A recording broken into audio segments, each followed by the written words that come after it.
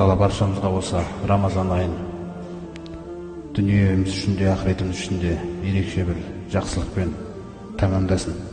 Мына тамақ пен судан тыйылғаннан кейінгі бір ең маңызды нәрсе осы айда тыйылуымыз қажет. Жалпы тіл ғой, тіл. Егер сол тіл кешке ауыз ашатын кезімізде, мұсылман қуанады ғой ауыз ашатын кезімізде. Сол қуанатын кезімізде егер сол тілімізде еш нәрсе кетпегендігіне қуанып отырсақ, ол керемет ораза болады Тағаланың алдында. Сол ең басты нәрсе. Өйткені пайғамбарымыз саллаллаху алейхи айтқан «Аксару хатоя бәни адам фи лисаниhi» дейді. Жалпы адам баласының күнәсінің басым көпшілігі тілінде жатыр дейді. Тек тілмен ғана өзіміздің таңертеңнен кешке дейін істеп келе жатқан бір жақсылығымызды құртып жібереді екенбіз. Бізде сөз бар ғой, жаңағы жақсылығын жамандықпен жуып кетті деген. Сол өзіміз сондай бір кесір істеп алады екенбіз да. Жәбір деген сахаба пайғамбарымыз саллаллаху алейхи вассаламның ол жерде пайғамбарымыз саллаллаху алейхи вассалам мынандай нәрсені ескертеді.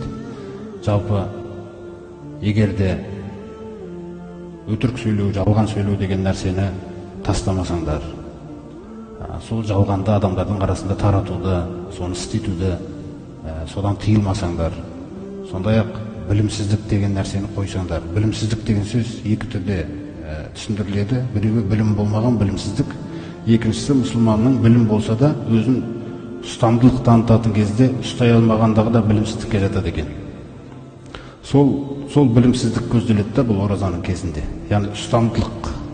Ұстай алмай қалдық өзімізді, ашуланып кеттік, немесе жаңа сөзді айтып жібердік. Сол нәрселерді доғармаса дейді, онда Алла Тағалаға әсте қажет емес, оның сусыннан және тағамнан тыйылғаны дейді. Сонда қараңыздар қандай нәрсеге мән бер деп отыр бізге? Тілге. Сондықтан Жәбір деген сахаба радиаллаху анху айтады, осы хадистің негізінде ғой. Ва иза сумта, егер де ораза ұстаған болсаң, фәл ясум басарука. Егер ораза ұстасаң, көзің қоса ораза ұстасын дейді.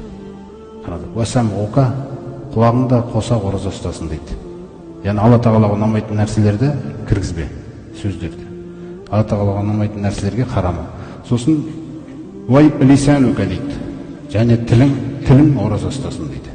Егер осы нәрсе Рамазанда Құдай қаласа аман болса, біз бұрын ораза ұстап жүрген кездерде, ауыз ашатын кезде ауыз ашып жатқанымызға қуанатынбыз. Түсіндіңіздер ме? Бірақ осы келесі жолдарда біз қуанатымыз кішкене бір дәрежеге көтерілу керек. Біз не үшін қуануымыз керек енді? Тілім бүгін аман болды деп қуану керекпіз біз.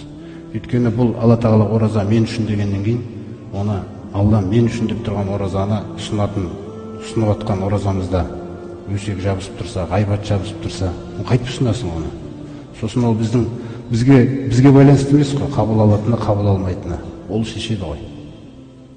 Сондықтан осы не ұсынайын деп отқанымызда, біз күні бойы уайымдап жүрсек, Алла Тағала бізді иншалла нәсіп етеді. Сондай жамандықтан сақ болып жүру.